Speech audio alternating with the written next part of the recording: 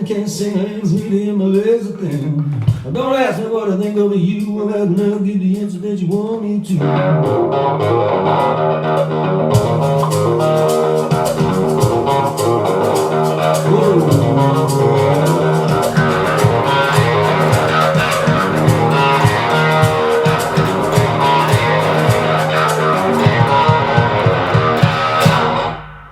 Welcome back to another week of Blues Academy, folks. This week we're looking at one of my all-time classic favourite Peter Green Fleetwood Mac tunes, Oh Well Part 1. So what I'm going to do is break this down into the two main guitar parts. So we'll look at what Peter plays and what Danny Cohen plays. So let me start out by just teaching you the first part of the first riff, okay? And before I go on, I should say that, like, bear in mind, as we're learning this first riff, just be aware that actually the second riff mirrors this very much. So once you've learned the first riff, you've got the shape of the second one as well. All right, without further ado, Peter's opening riff in E just goes like this.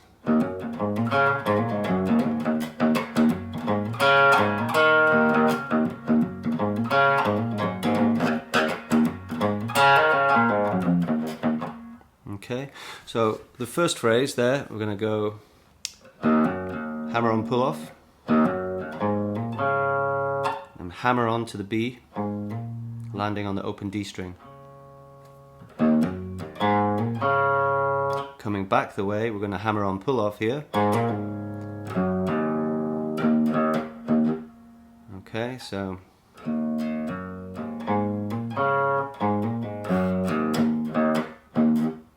notice I'm just finishing off with that little rhythmic punctuation on the low E string. Okay, so that's the first phrase. The answer to that, the only real difference is we're going to land on this E root note instead of the open D string, like this. Okay, one more time. Put those first two phrases together. And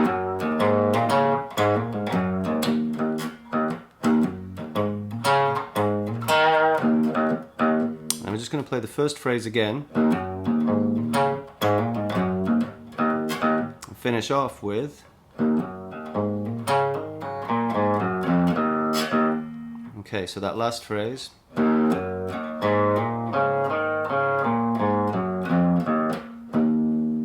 Okay, and that is the same for Peter's part and the same for Danny's part.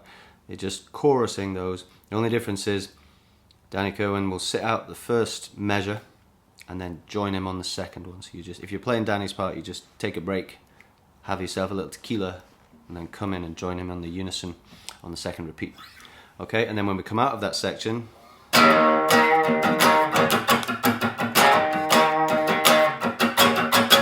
going to play that 4 times. That was twice, right? So we'll play that thing 4 times. You're playing on beats 1, 2, 3, stop. And when you stop, you're just going to mute the guitar.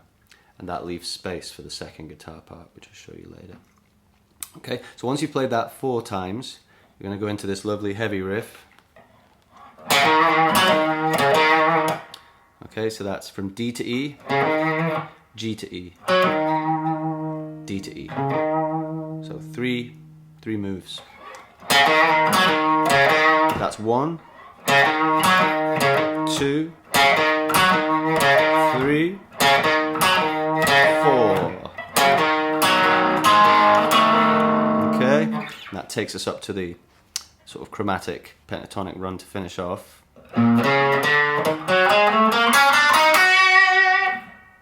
Okay, so let's backtrack. Coming out of the heavy riff, we're gonna go.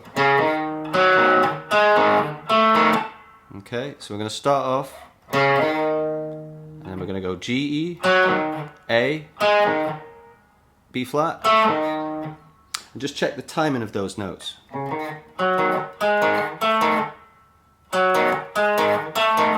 Ba-dum, ba-dum, ba-dum, yeah? Alright, So the pentatonic riff's really easy. Starts on the 5, which is B, in the key of E. And we're going to walk up chromatically to E.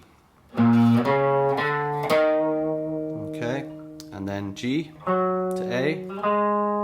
Notice the index finger I'm using for that, because the next thing I have to do is walk chromatically from A to B. Keep going. Chromatic, landing on G. So all of those notes real slow.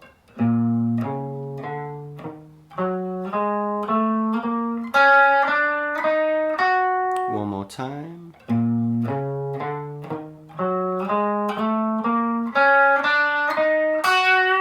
then played at speed. Notice that the first few notes you play, and then when I get to E, I'm thinking double time. Yeah? Alright, so that is pretty much everything you need to know about Peter's part. During Danny's solo, he kind of, as the solo begins, it's tricky timing actually because the bar before is a little bit elongated. Maybe it's a bar of 5/4 or something. It's got to listen out for the little cowbell tinkles. And you really got to anticipate the drop. I start playing a little earlier than I think I should, really, and just play a big E, right? And just let that chord ring out over the start of Danny's solo. And then you'll hear in the middle of the solo it kind of drops into this really nice doorsy groove. So I've heard recordings of Peter playing this kind of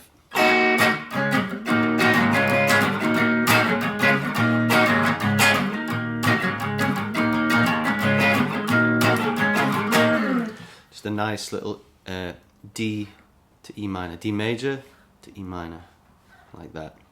Real simple.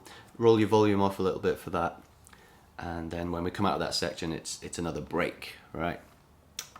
Okay.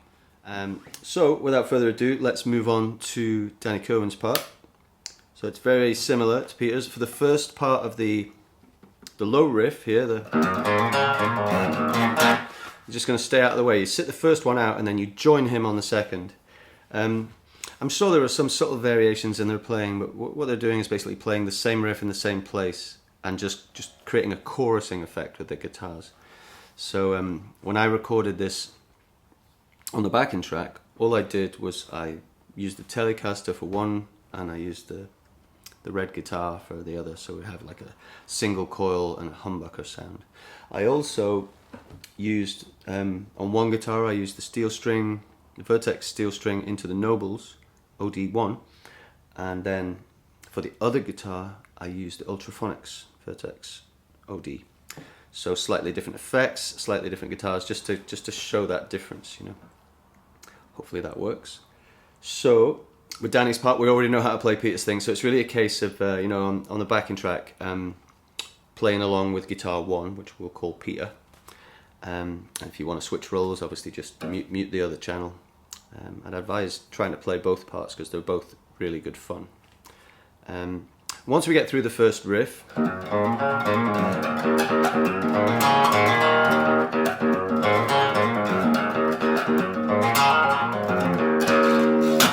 goes to that break, Peter's going to go, okay, so he plays on the first 3 beats, 1, 2, 3,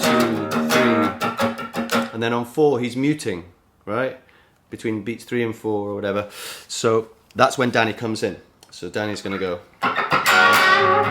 okay, so we're just at the 12th fret, we're just kind of grabbing the top of an E minor chord, there's your E root, and you're just going to put your index finger down here on the G and B string, little bend.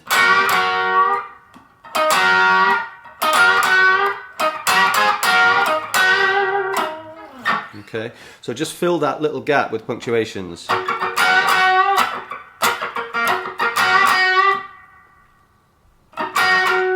Okay, something like that. And then as we come out of that section, we're going to go into that lovely heavy riff. So Peter played it up here, or down here I should say. And we're just going to move up into the octave. So we're going to grab the octave of D, and we're just going to play the same riff.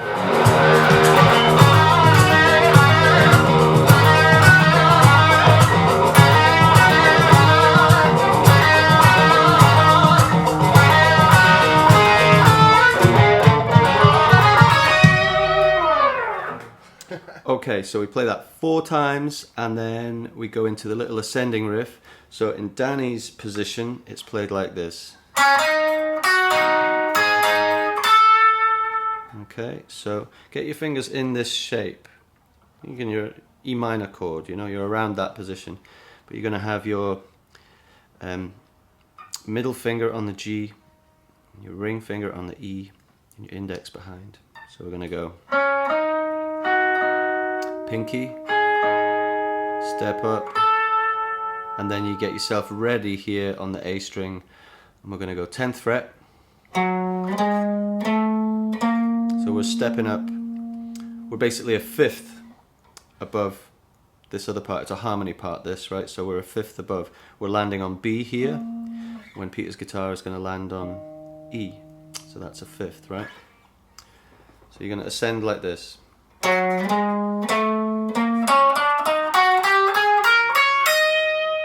Okay, so from the G, and then speed up here as you land on B. And that's just down the pentatonic scale, you know.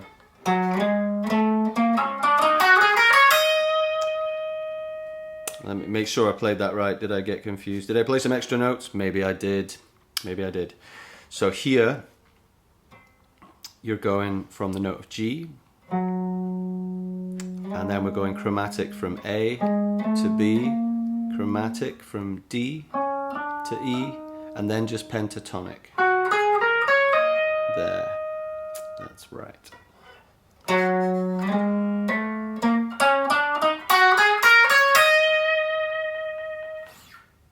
Okay, so that is everything you need to know to play the tune. For Danny's guitar break in the middle, it's not a complicated piece of guitar, it's just played with loads of attitude, and I didn't actually play a note for note version of what he plays. I decided just to have that bit as a little improvised solo. So I start out playing the same, you know, root note bend, and then I just kind of go off on a little journey.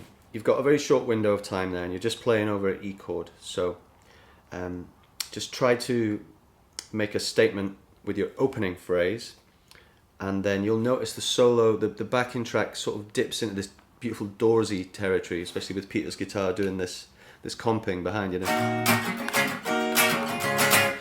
So just experiment with different feels and see what you can come up with that bit, and you know, play it your own way.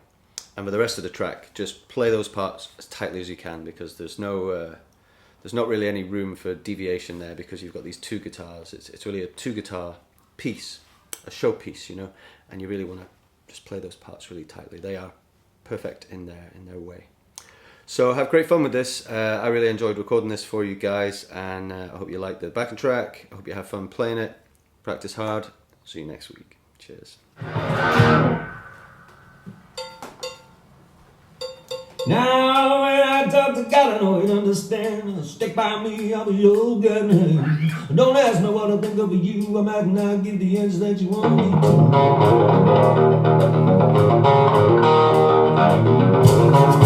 to.